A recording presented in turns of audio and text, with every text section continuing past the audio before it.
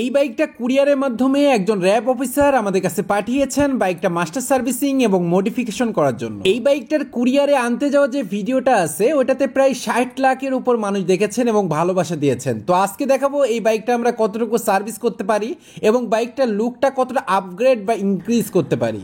বাইকটা যখন কুরিয়ার থেকে আমরা রিসিভ করি ওই টাইমে বাইকটা কোনোভাবেই স্টার্ট নিচ্ছিল না। অনেকবার ট্রাই করা সত্ত্বেও বাইকটা স্টার্ট না হওয়াতে বাইকটা ভ্যানে করে আমাদের শোরুমে নিয়ে আসি এবং কিছু অংশ খুলে দেখি বাইকের ওয়ারিংয়েও টুকটাক ডিস্টার্ব আছে। তো সমস্যা কি হয়েছে সেটা আইডেন্টিফাই করতে যেয়ে দেখি বাইকে কোনোভাবেই ইঞ্জেক্টরটা কাজ করতেছে না। মানে ফুয়েল ইঞ্জেক্টরই যদি কাজ না করে তাহলে বাইক স্টার্ট হবে কি করে। তো আমরা ফুয়েল ইঞ্জেক্টরটা খুলে আলাদা করে ব্যাটারিতে টেস্ট করে এবং এটা সার্ভিসিং করার পর দেখেন এটা কি পরিমাণ ফ্লো দিচ্ছে। তো এখন আমরা এইটা বাইকে লাগিয়ে বাইকটা স্টার্ট করব। তো দেন আমরা বাইকটা স্টার্ট করতে পারি। এখন আমরা মাস্টার সার্ভিসিংটা এটাতে কমপ্লিট করব। আর বাইকের যেই কিটগুলো আছে এগুলো সবই ভাঙাচোরা, এগুলো সবই আমাদের টুকটাক মডিফাই করতে হবে। অনেকেই মডিফাই ব্যাপারটা খারাপ মনে করেন, আসলে মডিফাই করেও একটা ভাঙাচোরা বাইককেও কিন্তু অনেক স্ট্যান্ডার্ড করা যায়। তো সার্ভিসিং স্টার্ট করার আগে আমরা বাইকটা টেস্ট ড্রাইভ দিই, আর টেস্ট ড্রাইভ দিয়ে বাইকের যে সমস্যাগুলো আছে সেগুলো আইডেন্টিফাই করে বাইকে যা যা কাজ করার দরকার সবগুলো অ্যাকুরেটভাবে আমরা কমপ্লিট করি।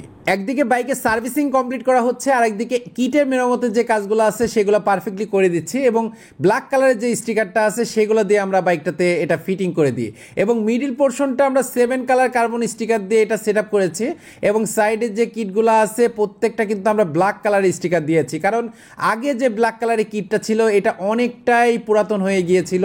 এই জন্য এটা সম্পূর্ণ গ্লোসি ব্ল্যাকের একটা স্টিকার দিয়ে একদম নতুন করে দিই। এই যে প্রথম ধাপের যে মডিফাইটা সেটা আমরা কমপ্লিট করে ফেলেছি। এখন আমরা দ্বিতীয় ধাপে মডিফাই করব।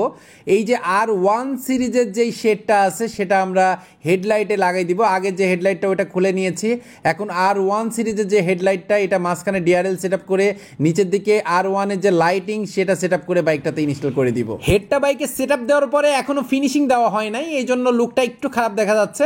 আর এই যে ফিনিশিং দেওয়ার পরে এই লুকটা অলরেডি চলে আসছে। তো এখানে আমরা কাস্টম কিছু স্টিকার দিয়ে বাইকটাতে লাগাই দিব। এই যে ইয়ামাহা লেখা যে স্টিকারটা আছে সেটা আমরা বাইকটাতে লাগাই দিয়েছি।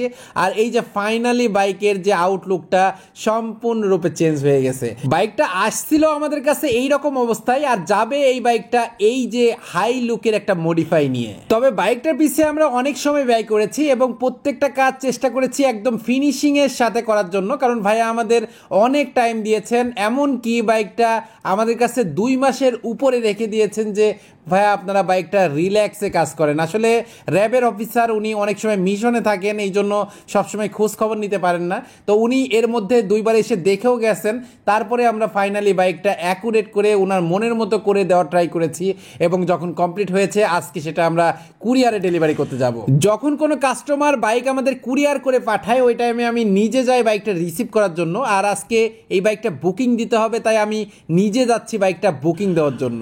অনেকেই আমাদের কাছে জিজ্ঞাসা করেন যে আপনাদের কাছে যদি বাইক কুরিয়ার করে পাঠাতে চাই তাহলে কোন কুরিয়ারে পাঠাবো এবং কত টাকা খরচ হবে। আসলে আপনি যে কোনো কুরিয়ারে আমাদের কাছে বাইকটা পাঠাইতে পারেন আরাফাত মোটো গ্যাজেটে, তবে আপনি কোথা থেকে পাঠাচ্ছেন এবং কোন কুরিয়ারে পাঠাচ্ছেন সেটার উপর ডিপেন্ড করে আপনার বাইকের টাকার অ্যামাউন্ট যে কত টাকা আপনার খরচ হবে। যেমন এই বাইকটা সুন্দরবন কুরিয়ার সার্ভিসের মাধ্যমে মাদারীপুরে ডেলিভারি করে দিব, তো ওখানে আমাদের খরচ হচ্ছে 3500 টাকা এবং এক্সট্রা করে প্যাকিং চার্জ লাগতেছে 500 টাকা। অনেকে কি করেন প্যাকিং চার্জ বাদ দিয়েই কিন্তু গাড়ি পাঠাই দেন, তো সেটার জন্য কিন্তু গাড়িটা আসা অনেক রিস্ক হয়ে যায়, অনেক সময় কিটটাও কিন্তু ভেঙে যেতে পারে। এই জন্য 500 টাকা এক্সট্রা নিলেও আপনারা প্যাকিং চার্জ দিয়ে প্যাকিং করেই বাইকটা আমাদের কাছে কুরিয়ার করবেন। তো দেখতে পাচ্ছেন আমরা কুরিয়ার সার্ভিসের সামনে অলরেডি চলে আসছি। তো এটা হচ্ছে সুন্দরবন কুরিয়ার সার্ভিস। তো ওখান থেকে আমরা বুকিং যে মেমোটা আছে সেটা নিয়ে নিলাম এবং বাইকের যে চাবিটা ওখানে কর্মরত যে মেম্বারটা আছেন যে দায়িত্বে আমার গাড়িটা বুঝে নিয়েছেন তার কাছে দিয়ে দিলাম। তো বাইকটা এখন প্যাকিং করা হবে, তো এই জন্য আমি নিজে হাত দিয়ে এই মিররটা ভাঁজ করে দিচ্ছি, কারণ এইগুলো খোলা থাকলে অনেক বেশি রিস্ক হয়। আমি চেষ্টা করি বাইকগুলো যত্ন করে কুরিয়ারে আবার বুকিং করার জন্য এবং আপনারাও চেষ্টা করবেন আপনি যখন বাইকটা পাঠাবেন সুন্দর করে প্যাকেটিংয়ের মাধ্যমে আমাদের কাছে কুরিয়ার করার জন্য।